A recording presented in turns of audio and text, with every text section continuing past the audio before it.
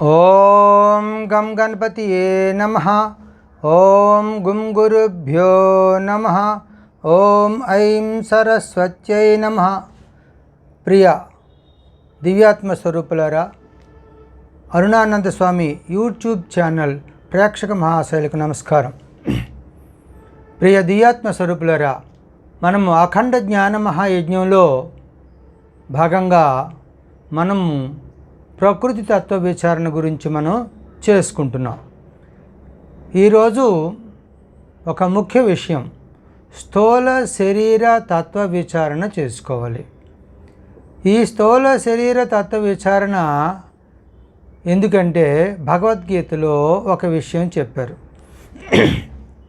ఏంటంటే, నైవ కించిత్ కరోమీతి యుక్తో మన్యేత తత్వవిత్ పశ్యన్ శృణ్వన్ స్పృశన్ జిఘ్రన్నసన్ గచ్చన్ స్వపన్ శ్వసన్ ప్రలపన్ విసృజన్ గృహుణన్నున్మిషన్ నిమిషన్నపి ఇంద్రియానింద్రియార్థేషు వర్తంత ఇతి ధారయన్.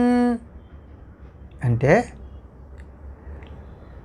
యుక్తో మన్యేత తత్వవిత్. తత్వవిత్ అంటే తత్వాన్ని యథార్థంగా తెలుసుకున్నవాడు, తత్వ విచారణ బాగా చేసినవాడు.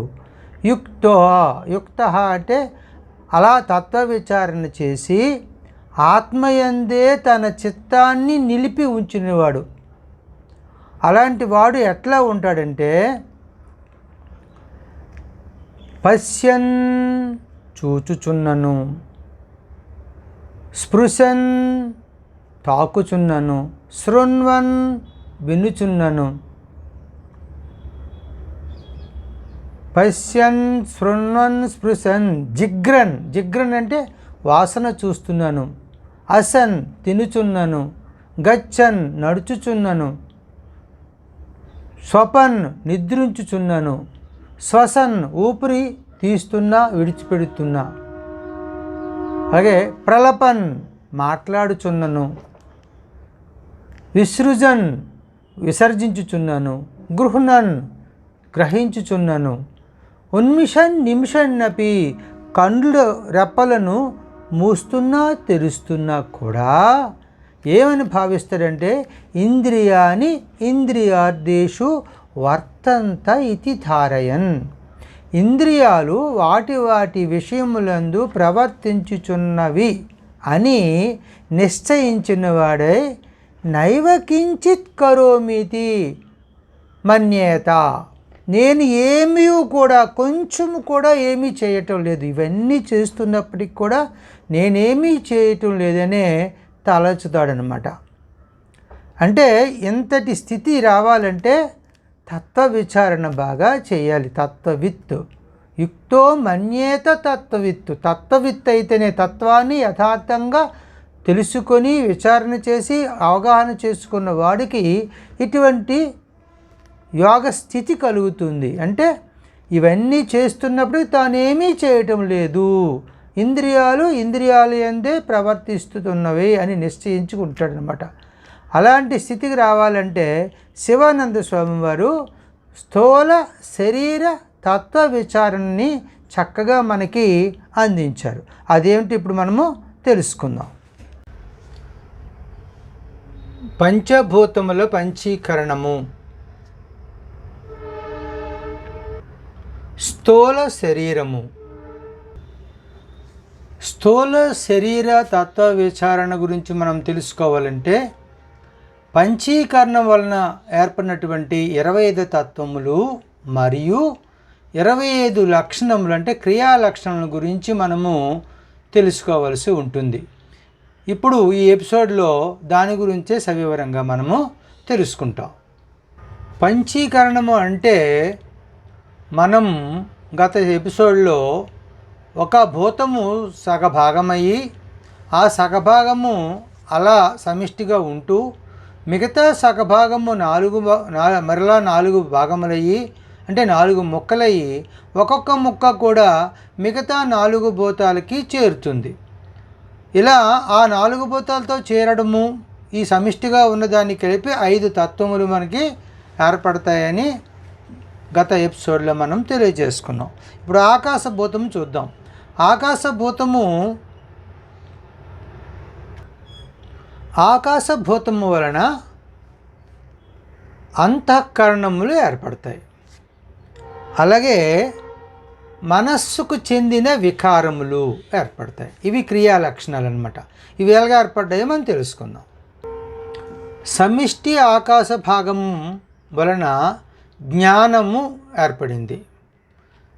జ్ఞానము అంటే వృత్తి జ్ఞానము, ఆత్మజ్ఞానము కాదు, వృత్తి జ్ఞానము. ఆకలిస్తే తినడం, నిద్రిస్తే పడుకోవడం, ఆ తర్వాత దీనికి సంబంధించిన విషయాలన్నీ కూడా జ్ఞానంకు సంబంధించినటువంటి. ఇక ఈ ఆకాశభూతం వలనటువంటి సమిష్టి భాగం నుంచి శోకము అనే క్రియా లక్షణం ఏర్పడింది. శోకము అంటే ఏడుపు. మనం ఏడ్చేటప్పుడు మన మనస్సు అంతా కూడా శూన్యమైపోతుంది. అంటే అదొకలాగా ఆకాశం శూన్యతత్వం కనుకన మన మైండ్ అంతా కూడా, మన శరీరం అంతా కూడా శూన్యమైపోతుంది కనుకన ఈ శోకము ఆకాశపు తాలూక క్రియా లక్షణం అన్నమాట. ఆకాశం తాలూక వ్యష్టి భాగము వాయువుతో కలిసింది. వాయువుతో కలియడం వలన మనస్సు ఏర్పడింది. ఇకపోతే ఇక్కడ విషయం గమనించాలి. ఆకాశము వాయువుతో కలిస్తే మనస్సు ఏర్పడింది. ఆకాశం వాయువుతో కలవడం వల్ల వాయువు తాలూకా క్రియా లక్షణము కోరిక ఏర్పడింది. ఈ కోరిక ఏంటంటే వాయువు ఎలాగైతే పరిగెడుతూ ఉంటుందో కోరికలు కూడా అలాగే పరిగెడుతూ ఉంటాయన్నమాట. అంచేతని ఈ వాయువు తాలూకా క్రియా లక్షణము ఆకాశభూతము వాయువుతో కలవడం వలన మనకి ఏర్పడింది. ఇక ఆకాశభూతము యొక్క వ్యష్టి భాగము అగ్నితో కలిసింది. అలా కలవడం వలన బుద్ధి ఏర్పడింది. కానీ ఇక్కడ అగ్నితో కలియడం వలన అగ్ని యొక్క క్రియా లక్షణము ఆకాశభూతం మీదని కోపము ఏర్పడింది. చూడండి, కోపం వచ్చినప్పుడు మన శరీరం వేడెక్కిపోతుంది, కళ్ళు ఎర్రపడతాయి. అది అగ్ని యొక్క క్రియా లక్షణం అన్నమాట. ఇలాగే ఆకాశభూతము వ్యష్టి భాగము జలముతో కలిసింది. జలముతో కలియడం వలన చిత్తం ఏర్పడింది. అయితే ఇక్కడ ఆకాశభూతము జలముతో కలవడం వలన జలము యొక్క క్రియా లక్షణము భ్రమ అన్నది ఏర్పడింది. భ్రమ జలము కమ్మేస్తుంటుంది. మన నీటిలో మనం మునిగినప్పుడు మనల్ని ఎలాగైతే నీరు కమ్మేస్తుందో ఈ భ్రమ కూడా జలములాగా మనల్ని కమ్మి మనకేం తెలియకుండా చేస్తుందన్నమాట. అంచేత జలము యొక్క క్రియా లక్షణము భ్రమ ఆకాశభూతంతో కలియడం వల్ల మనకి ఏర్పడింది. ఇక ఆకాశభూతము యొక్క 4వ వ్యష్టి భాగము భూమితో కలిసింది. ఆ భూమితో కలియడం వలన మనకి అహంకారం ఏర్పడింది. ఆకాశభూతము భూమితో కలియడం వలన భూమి యొక్క క్రియా లక్షణము భయము ఏర్పడింది. భయము కలిగినప్పుడు శరీరం అంతా జడములాగా అయిపోతుంది. అంచేత కొయ్యి బారిపోతుంది కనమాట. అంచేత ఇదంతా కూడా భూమి యొక్క జడ లక్షణం కనుకన ఈ భయము భూమి నుండి మనకి క్రియా లక్షణము ఏర్పడింది. అంటే ఇక్కడ మనకి ఇవన్నీ కూడా మానసిక వికారాలు. శోకము, కోరిక, కోపము, భ్రమ, భయము ఇవన్నీ ఆకాశ తత్వమునకు చెందినటువంటి పంచీకరణం వలన ఏర్పడినవి. కాబట్టి ఇవేవి నీవి కావు, నీకు చెందినవి కావు. వీటికి నీవు సాక్షిభూతుడు తప్ప ఇవేవి నీవు కావు. అందుచేత నాకు కోరిక కలిగింది, నేను కోపంగా ఉన్నాను, నాకు భయం వేసింది, నేను భ్రమపడ్డాను అని అనవద్దు ఇక మీదట అని మనకు శివానంద స్వామి వారు చెప్పారనమాట. ఇక వాయు పంచీకరణము. వాయు పంచీకరణం వలన పంచప్రాణములు ఏర్పడ్డాయి మరియు పంచక్రియలు ఏర్పడ్డాయి. ఇవేంటో తెలుసుకుందాం. ఇది సమిష్టి వాయు భాగము.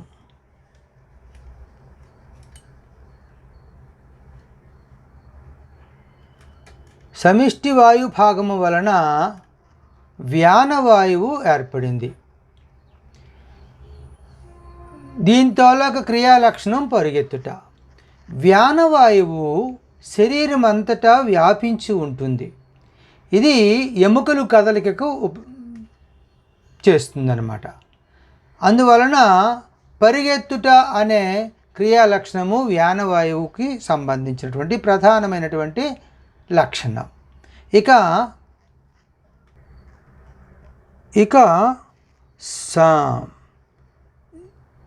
వ్యష్టి భాగం, ఆకాశము యొక్క వ్యష్టి భాగము వాయువు యొక్క వ్యష్టి భాగము ఆకాశంతో కలిసింది. ఈ ఆకాశంతో కలియడం వలన సమాన వాయువు ఏర్పడింది. సమాన వాయువు నాభి స్థానంలో ఉంటుందన్నమాట. నాభి స్థానంలో ఉండడం వలన ఇదేం చేస్తుందంటే మనము తిన్నటువంటి ఆహారం అంటే జీర్ణమైన ఆహార రసాన్ని శరీర భాగాలందరికీ సమానంగా పంపిస్తుంది. కాబట్టి ఇది సమాన వాయువు అనబడుతుంది అన్నమాట. ఇక ఆకాశముతో ఈ యొక్క వాయువుతోలక వ్యష్టి భాగం కలడం వలన ఆకాశం యొక్క క్రియాలక్షణము విశాలమగుట అనే లక్షణం ఉందన్నమాట. విశాలంగా ఉంటుంది ఆకాశం కనుక ఈ శరీరము విశాలమగుట, వ్యాకాశం చెందినట్టుగా విశాలంగా అవటము ఈ ఆకాశం తోలక క్రియాలక్షణం. ఇక వాయువు యొక్క వ్యష్టి భాగము అగ్నితో కలిసింది. అగ్నితో కలియడం వలన ఉదాన వాయువు ఏర్పడింది. ఈ ఉదాన వాయువు కంఠస్థానంలో ఉంటుందన్నమాట. ఇది మన ఆహార పదార్థాలని మింగడానికి సహకరిస్తుంది. ఇక ఈ వాయువు తాలూకు వ్యష్టి భాగము అగ్నితో కలియడం వలన అగ్ని యొక్క క్రియాలక్షణము ఏర్పడింది. వంగుట, తిరుగుట, కూర్చునుట ఇవి అగ్ని యొక్క క్రియాలక్షణం. చూడండి, అగ్ని కూడా మంటలు కీలాగ్రాలు పైకి వచ్చినప్పుడు అది వంగుతూ ఉంటాయి, తిరుగుతూ ఉంటాయి, కిందకి వస్తూ ఉంటాయి. ఇవన్నీ కూడా అగ్ని ఎలాగైతే తిరుగుతూ ఉంటుందో, కదులుతూ ఉంటుందో ఆ విధంగా వంగుట, తిరుగుట, కూర్చునుట ఈ పనులన్నీ కూడా, ఈ క్రియాలక్షణాలన్నీ అగ్ని వలన, ఈ వాయు భాగము అగ్నితో చేరడం వలన ఈ క్రియాలక్షణము కలిగిందనమాట. వాయువు యొక్క వ్యష్టి భాగము జలముతో కలియడం వలన ప్రాణవాయువు ఏర్పడింది. ఈ ప్రాణవాయువు హృదయ స్థానంలో ఉంటుంది. ఇది గుండెను కొట్టుకోవడానికి, హృదయ స్పందనని చూసుకుంటుంది అన్నమాట. ఇక వాయువు యొక్క వ్యష్టి భాగము జలముతో కలియడం వలన జలము యొక్క లక్షణము, క్రియాలక్షణము నడచుట అనేది ఏర్పడింది. ఈ జలము నడుస్తూ ఉంటుంది, పారుతూ ఉంటుంది కనుకన ఈ జలము యొక్క క్రియాలక్షణం నడచుట అనేది వాయు భాగానికి చెందిందనమాట.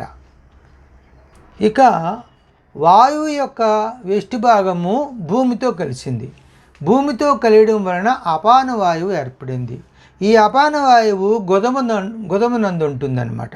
అంటే ఏం చేస్తుంది? విసర్జక క్రియని జరుపుతుంది. శరీరంలో ఉన్నటువంటి వ్యర్థ పదార్థాలన్నింటినీ కూడా బయటికి చెమట రూపం ద్వారా మూత్రంగాను లేక మలంగాను బయటికి పంపిస్తూ ఉంటుందన్నమాట. ఇక ఏం జరిగిందంటే వాయువు యొక్క వ్యష్టి భాగం భూమితో కలియడం వలన భూమి యొక్క క్రియాలక్షణము ముడుచుకొని పోవుట అనేది ఏర్పడింది. భూమి కూడా కొన్ని చోట్ల ఇలాగా కూడుకుపోతుంది అనమాట. అలాగే ఈ మనం కూడా ముడుచుకుపోవడం అనేది భూమి యొక్క క్రియాలక్షణం వలన మన శరీరంలో ఏర్పడింది అనమాట. ఈ విధంగా ఇవన్నీ కూడా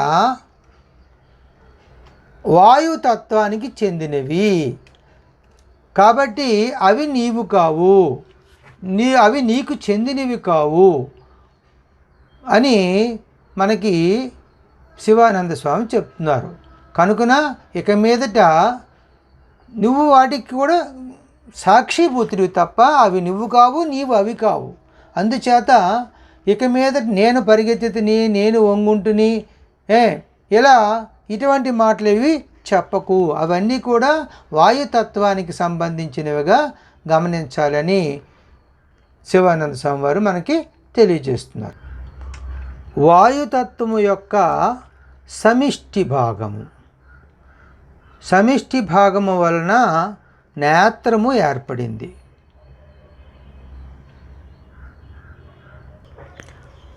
అగ్ని పంచీకరణము వలన పంచ జ్ఞానేంద్రియాలు అలాగే బుద్ధికి చెందినటువంటి వికారాలు, ఇవి క్రియాలక్షణాలు ఏర్పడ్డాయి. ఇవి ఎలాగ ఏర్పడ్డాయో తెలుసుకుందాం.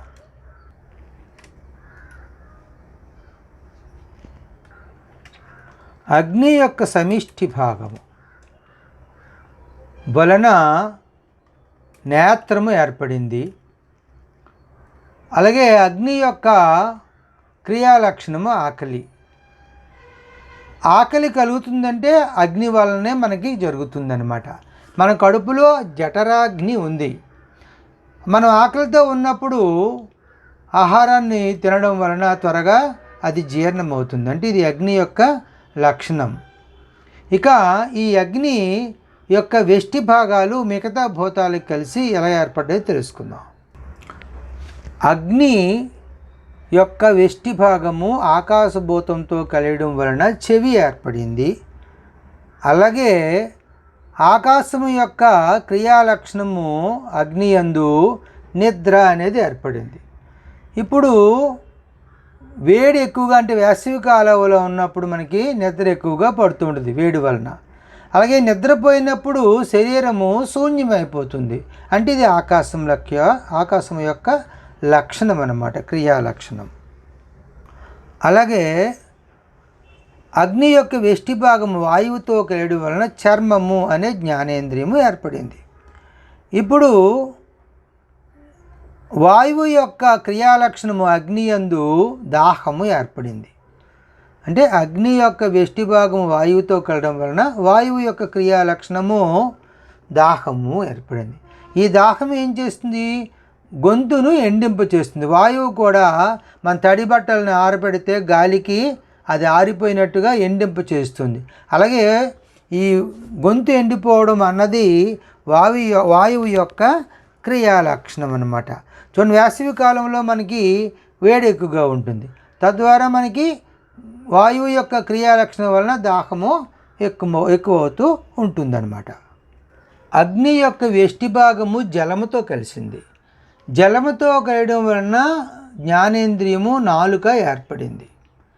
ఇక జలము యొక్క క్రియాలక్షణము ప్రకాశం ఏర్పడింది. అగ్ని యొక్క వెష్టి భాగం జలంతో కలియడం వలన జలము యొక్క క్రియాలక్షణము తన యందు ఏర్పడింది, ప్రకాశము. జలము మన శరీరంలో నీటి తాలూకు శాతం తగ్గిపోతే మనం వాడిపోతాం, కళావిహీనంగా ఉంటాం. అందుకే మూర్చిపోయినా, పడిపోయినా, ఏం ప్రమాదం జరిగినా వెంటనే ముఖం మీద నీళ్ళు చల్లుతారు, నీళ్ళను నోట్లో తాగిస్తారు. తాగగానే మనకి ప్రాణశక్తి వస్తుందన్నమాట. జలం వలన కదా ప్రాణవాయువు కూడా ఏర్పడింది. అంచేతని ఈ యొక్క ప్రాణవాయువు రావడానికి, ప్రకాశం రావడానికి మనకి ఈ జలము తాలూకా ప్రధాన లక్షణం అన్నమాట. జలము యొక్క లక్షణము మనకి అగ్నిభూతము జలముతో కావడం వలన ప్రకాశం అనేది మనకి కలుగుతూ ఉందన్నమాట. ఇక అగ్ని యొక్క వెష్టి భాగము భూమితో కలియడం వలన జ్ఞానేంద్రియము ముక్కు ఏర్పడింది. ఇక ఇక్కడ భూమి యొక్క క్రియాలక్షణము సోమరితనం ఏర్పడింది. అగ్ని యొక్క వెష్టి భాగం భూమితో కలియడం వలన భూమి యొక్క క్రియాలక్షణము తన యందు ఏర్పడింది, సోమరితనము.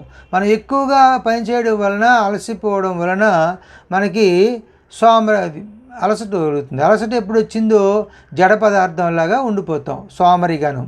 అంచేత ఈ సోమరితనం అన్నది ఏ పని చేయకుండా అలాగా జడులా ఉండిపోయే లక్షణము భూమి యొక్క క్రియాలక్షణం అనమాట. అగ్ని భూమితో కలియడం వల్ల వచ్చినటువంటి క్రియాలక్షణం. అందుచేతని శివానంద స్వామి వారు ఏం చెబుతున్నారంటే, ఇవన్నీ కూడా నిద్ర, దాహము, ఆకలి, ప్రకాశము, సోమరితనము ఇవన్నీ కూడా అగ్ని యొక్క పంచీకరణం వలన ఏర్పడినటువంటి తత్వాలు, అగ్నిభూతం వలన కలుగుతున్నటువంటివి అన్నమాట. అంచేత అవి నీవు కావు, నీవు అవి కావు, నీవు వాటికి సాక్షిభూతుడువు. అంచేత ఇవి ఇక మీదట నాకు ఆకలేసింది, అలాగే నేను నిద్రపోయాను, నాకు దాహం కలిగింది అనే విషయాన్ని పలకకు ఇక మీదట. నువ్వు సాక్షాత్తు పరమాత్మ స్వరూపుడివి, సాక్షిభూతుడి సుమా అని శివానంద స్వామి వారు మనకి తెలియజేస్తున్నారు. ఇక జలం యొక్క పంచీకరణం వలన పంచ తన్మాత్రలు, ఊర్మిమలు, 5 ఊర్మిమలు ఏర్పడ్డాయి. ఊర్మిమలు అంటే ఊరేవన్నమాట. వీటి గురించి తెలుసుకుందాం. జలము యొక్క సమిష్టి భాగము, సమిష్టి భాగము వలన రసము అనేటువంటిది ఏర్పడింది. ఇది తన్మాత్ర, రుచి అన్నమాట. అలాగే జలము యొక్క ప్రధానమైన క్రియాలక్షణము వీర్యము. వీర్యము అంటే ఇది గర్భధారణకి ఉపయోగించేటువంటిది అన్నమాట. ఈ వీర్యము తెల్లగా ఉంటుంది, జలం కూడా తెల్లగా తెలుపు రంగులో ఉంటుంది. అంచేత వీర్యము అనేది ఊరుతుంది. ఇది కాబట్టి ఇది ఊర్మిమలు అని చెప్పుకుంటున్నాము. అంచేత ఈ వీర్యము జలము యొక్క ప్రధానమైనటువంటి లక్షణం, క్రియాలక్షణం అన్నమాట. జలము యొక్క వ్యష్టి భాగము ఆకాశంతో కలియడం వలన శబ్ద తన్మాత్ర ఏర్పడింది. అదే సమయంలో ఆకాశం యొక్క క్రియాలక్షణము జలము యందు లాలాజలము ఏర్పడింది, ఊర్మిము అనమాట. లాలాజలం నోట్లో ఊరుతుంటుంది, ఇది ఆకాశం తాలూక క్రియాలక్షణం. అలాగే జలము యొక్క వ్యష్టి భాగం వాయువుతో కలియడం వలన స్పర్శ అనేటువంటి తన్మాత్ర ఏర్పడింది. ఇక్కడ వాయువుతోల క్రియాలక్షణం జలమునందు చెమట ఏర్పడింది అన్నమాట. ఈ చెమట చర్మం ద్వారా వస్తూ ఉంటుంది. అంచేత వాయువుతోల క్రియాలక్షణము చెమట. ఇది చెమట గ్రంథుల్లో నుంచి చెమట ఊరుతుందన్నమాట. జలము యొక్క వ్యష్టి భాగము అగ్నితో కలిసింది. అగ్నితో కలియడం వలన రూపము ఏర్పడింది, తన్మాత్ర రూపం ఏర్పడింది. ఇక అగ్ని యొక్క క్రియాలక్షణము జలమయందు మూత్రము ఏర్పడింది. మూత్రము కూడా ఊరుతుంది, యూరిన్ అన్నమాట. ఈ మూత్రము వేడిగా ఉంటుంది కాబట్టి ఇది అగ్ని యొక్క క్రియాలక్షణంగా మనం చెప్పుకోవచ్చు. జలము యొక్క వ్యష్టి భాగము భూమితో కలియడం వలన గంధము అనే తన్మాత్ర, గంధం అంటే వాసన, ఏర్పడింది. ఇక అదే సమయంలో భూమి యొక్క క్రియాలక్షణము రక్తము అనేది దిక్కు ఊరుతుంది. ఎముకల మధ్యలో రక్తం ఊరుతూ ఉంటుంది. భూమి కొన్ని చోట్ల ఎరుపు రంగులో ఉంటుంది, రక్తము కూడా ఎరుపు రంగులో ఉంటుంది అనమాట. అంచేత భూమి యొక్క క్రియాలక్షణము ఊర్మిమము, రక్తము అని మనం చెప్పుకోవచ్చు. ఇవన్నీ కూడా జలము యొక్క పంచీకరణం వలన జలతత్వానికి చెందినవి అని మనం తెలుసుకోవాలి. అంచేత ఇక మీద నా లాలాజలము, నా చెమట, నా మూత్రము, నా వీర్యము, నా రక్తము అని పలకకు. అవి నీవు కావు, అవి నీకు చెందినవి కావు, నీవు వాటికి సాక్షిభూతుడు సుమా. నువ్వు సాక్షాత్తు పరబ్రహ్మ స్వరూపుడివే, పరమాత్మవే. ఇవి నీవు కావు, నీకు చెందినవి కావు అని శివానంద స్వామి వారు మనకి తెలియజేస్తున్నారు. భూమి యొక్క పంచీకరణం వలన పంచ కర్మేంద్రియాలు, అలాగే శరీర పదార్థాలు ఏర్పడ్డాయి. ఇవి క్రియాలక్షణాలు, శరీర పదార్థాలు. ఇవి ఎలాగ ఏర్పడ్డాయో తెలుసుకుందాం. భూమి యొక్క సమిష్టి భాగము వలన కర్మేంద్రియము గుదము ఏర్పడింది. అలాగే భూమి యొక్క ప్రధానమైనటువంటి క్రియాలక్షణము ఎముకలు. ఎముకలు గట్టిగా ఉంటాయి, భూమి కూడా గట్టిగా ఉంటుంది. అంచేత ఎముకలు భూమి యొక్క క్రియాలక్షణంగా మనం చెప్పుకోవాలి. ఆ తర్వాత భూమి యొక్క వెష్టి భాగము ఆకాశభూతంతో కలిసింది. దీనివలన కర్మేంద్రియము నోరు ఏర్పడింది. అదే సమయంలో ఆకాశం యొక్క క్రియాలక్షణము వెంట్రుకలు ఏర్పడ్డాయి. వెంట్రుకలు మనం కోస్తే ఏమీ నొప్పి ఉండవు. ఇది అంచేత ఆకాశం యొక్క శూన్యతత్వంకు సంబంధించినటువంటి క్రియాలక్షణంగా మనము చెప్పుకోవాలి. తర్వాత భూమి యొక్క వెష్టి భాగము వాయువుతో కలిసింది. వాయువుతో కలియడం వలన కర్మేంద్రియము చేయి ఏర్పడింది, పాని అంటాం. అదే సమయంలో వాయువు యొక్క క్రియాలక్షణము భూమి యందు చర్మము ఏర్పడింది. చర్మం అనే తయారీ ముద్దనమాట. ఈ చర్మము వాయువుకి సంబంధించింది. ఎందుకంటే చర్మం వలన స్పర్శ జరుగుతుంది, వాయువుకు సంబంధించిందే. స్వేదం అంటే చెమట పడుతుంది. అంచేత ఈ చర్మము వాయువు తాలూకా క్రియాలక్షణంగా భూమి అందున్నటువంటి ఈ యొక్క మాంసాన్ని మాంసం కాదు చర్మాన్ని ఏర్పడింది అనమాట. ఇక భూమి యొక్క వెష్టి భాగము అగ్నితో కలియడం వలన కర్మేంద్రియము పాదములు ఏర్పడ్డాయి. అలాగే అగ్ని యొక్క క్రియాలక్షణము రక్తనాళములు ఏర్పడ్డాయి. రక్తనాళాలు మనకి నాడి చూస్తాం, జ్వరం వచ్చిందంటే వేడిగా ఉంటుంది, అది వేగంగా కొట్టుకుంటూ ఉంటుంది. రక్తనాళాల్లో వేడిగా రక్త ప్రసరణ జరుగుతుంటుంది. అవి కానీ చల్లబడ్డాయంటే మన శరీరం అంతా ఇంకా విడిచిపెట్టాల్సిందే. అంచేత ఆ రక్తనాళాలు వేడిగా ఉంటాయి, ప్రవహిస్తూ ఉంటాయి. అంచేత రక్తనాళాలు అగ్ని యొక్క క్రియాలక్షణంగా మనము భూమి అందున్న క్రియాలక్షణంగా మనము చెప్పుకోవాలి. ఇక అందుచేతని ఇవన్నీ కూడా భూభాగము యొక్క పంచీకరణ వల్ల ఏర్పడినవే తప్ప అవి నీకు చెందినవి కావు, నీవు అవి కావు.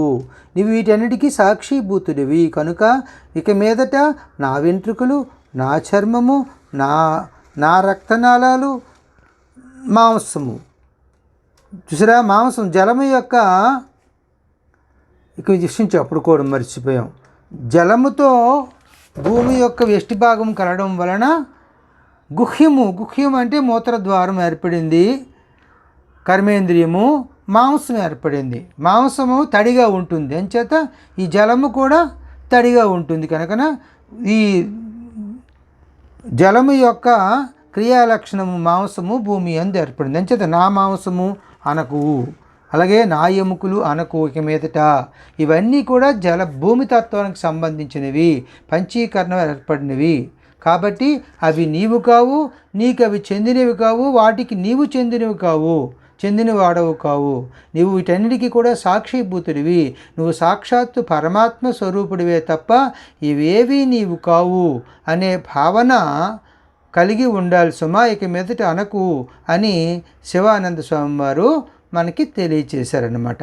అంచేత ఈ భావనని మనము స్పష్టంగా మన యందు ఏర్పరచుకున్నప్పుడు తప్పకుండా వీటన్నిటికీ భిన్నంగా ఆత్మస్వరూపులుగా ఉండగలుగుతాం అన్నమాట.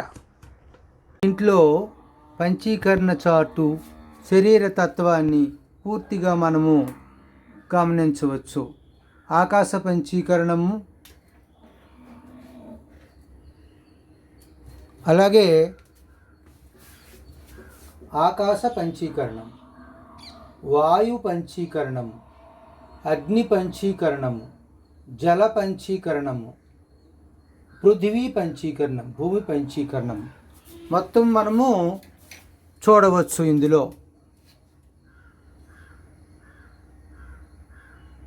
ఇంతవరకు మనము స్థూల శరీర తత్వ విచారణ చేసుకున్నాము. శివానంద స్వామి అనుగ్రహం వలన నేనేమీ చేయటం లేదు, ఆయా తత్వములు వాటంతట అవి చేసుకుంటున్నవనే అవగాహన మనకి గురుదేవుల వలన కలిగింది. అయితే ఇక వచ్చే ఎపిసోడ్లో పరాప్రకృతి అపరాప్రకృతి గురించి కూడా మనం తెలుసుకుందాం. హరి ఓం తత్సత్.